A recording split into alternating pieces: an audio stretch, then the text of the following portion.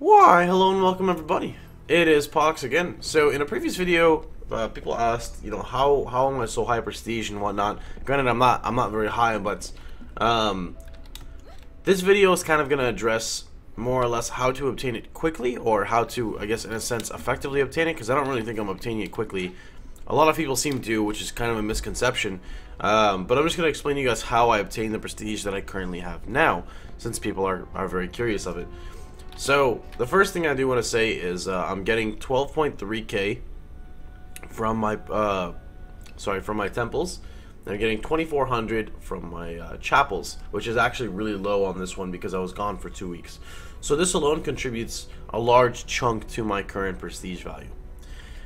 The next thing is something that I think a lot of people fail to recognize is your gear actually gives you a large amount of prestige.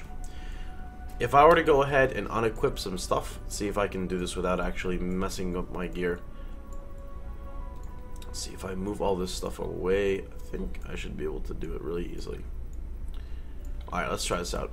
So if I unequip this, I'm going to go from 43k to 40.1. And then I'm going to go to 38, 38.3, 36, 35, 34, 30. Have space. Alright, cool, perfect. So I just went from 43k to 30k. That's a 13,000 prestige difference just for my gear alone. So now I'm at 30k prestige. If I were to knock off what my chapels give me now, I go from 30k to what? Let's see, I can't do math. I literally woke up 10 seconds ago. You guys can do it, right? You're all big men. So there you go. So I'd be around, I'd be pretty low on the prestige barrier. So one thing to note is your gear makes a much bigger difference than you would really think. Upgrading with your ritual ornaments, I'd not recommend getting your main weapon or additional weapon past 5. If you don't even want to level them, you don't even have to. They're not very efficient at all in terms of cost. So let's put these back on here. Alright, so that's one way. Now again, how you're able to use your gear, like the top-notch gear, is by making sure that your proficiency is up to date with the gear that you're trying to farm. You get proficiency on your atlas. If you look at your Ascension Atlas, any node that is a green or orange will give you proficiency. So there are some places on the Atlas where I've specifically taken the green and blue nodes, like all of them, to make sure that I complete it to kind of gain more proficiency. This is not a bad thing to do whatsoever. It is very important, yes, to spread your character out, and yes, I know we all have a boner for Mark of Death, but you're gated by pink nodes anyway, meaning you can only unlock 2 pink nodes per week. Because you can only unlock 2 pink nodes per week via anomalies, you have so many extra, well, I'm going to assume you have so many extra sparks that there's nothing wrong to pick up efficient proficiency nodes. And that's what I ended up doing on my character. And I can use my Operation Isabella gear. Granted that I'm still not at the proficiency I should be at, but I can at least use my raiding gear, which in my opinion is some of the most important gear. As you can see by my rings now that I have, this would be like a perfect piece out of the raid for me.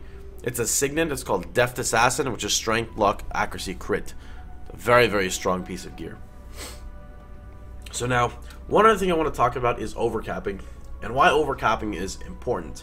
A lot of people will disagree in saying that overcapping is stupid. There's no point to it, because what it means to overcap is basically you take your resources from next week and borrow them.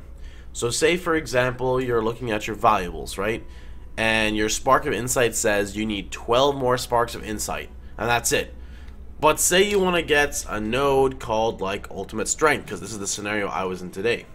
Say you want to get an Ultimate Strength node, and you need 1,600 blues, but you can only obtain 12 sparks. By overcapping, you could actually obtain it on that week. It would subtract the remaining sparks from next week, but you would get it early. There's nothing wrong with getting something early. It makes you just more efficient, assuming because even if it's like, even if you have to borrow sparks next week, and then the week after you have to borrow sparks, and the week after you have to borrow sparks, you're kind of like half a week to a week ahead. Does that make sense? And that puts your character ahead. So if I were to open this up here and I were to look, actually I can't really show you, but you guys know how it says like ×2 and stuff. Say you run a group dungeon. So say this is, say you could only get, you know, so and so amounts of supplies per week, right? You would wait till you're about to run out. You would run like a ×2 or ×3. Make sure you farm your replicators as well, so it's 50% more, and it's just boom. And then you can start borrowing stuff from next week. And that's not necessarily how to make you have more prestige. It is in a way, because you do get a little bit more. But that's just making your character stronger. Now, another thing is, you can also overcap, not only with Sparks of Insight, but you can actually overcap with your class Sparks as well. And this is another really important thing, because, again, if you're padding your prestige and you're getting up really high, like just so you can reach the caps, which there's nothing wrong with at 36.1k. I think I talked about that in my previous video. That's actually really good because you hit the caps faster. Sorry, you hit the resets quicker, which means you're getting the resources that you wouldn't normally get until next week. This week, which means, again, that puts you ahead of your own schedule. Now, to overcap your class sparks, it's a bit more different. You have to get into anomalies. And a simple way to do it, on a side note, invasion hype, but a simple way to do it is by just going to an anomaly zone, and you need 25 class sparks. If you complete the whole 0 out of 10 anomalies, and you have premium, you're going to get like 700 class sparks, which means you're going to overcap yourself by quite a large amount. And that was also very, very important. You know, maybe I should save this video for an overcapping. You know, maybe I'll just put that in the title. So that should help you guys. Now, a lot of you guys always ask the question as well, like, how do you obtain sparks fast? I would love to make a YouTube video and tell you how to obtain sparks fast, but literally the only way to obtain them fast is by running dungeons. Like, that's it. There's really no secret to it. You run your efficient dungeons. You know, I was working on dungeon guides, and then they dropped a patch, and they kind of changed a lot of dungeons. So I have to kind of rework with it before I put it out again. But, you know, run your dungeons, run your ×2s, run your ×3, run what's efficient for you, and the sparks are naturally going to come. If you're the guy that's sitting there complaining about your group, then go solo. If you're the guy that's complaining that you're a tank, you have other classes you can play. If you're complaining that you're support, you have other classes you can play. If you're complaining that you die as a DPS, get better at the game.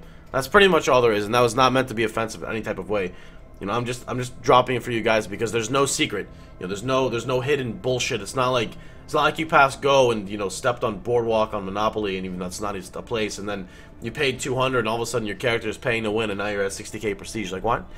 So, you know, that should pretty much cover it for you guys. If you guys have any questions, of course, please feel free to drop them down below. I'll see if I can start pumping out videos more rapidly, like once a day, for Skyforge, because I've actually been getting much more into the game now. So of course, remember, you just drop them down below, drop your suggestions. A lot of people keep asking me for class guides, and I feel like I have to keep saying at the end of each video, I cannot release a class guide for something that I have not played thoroughly. I refuse to do it.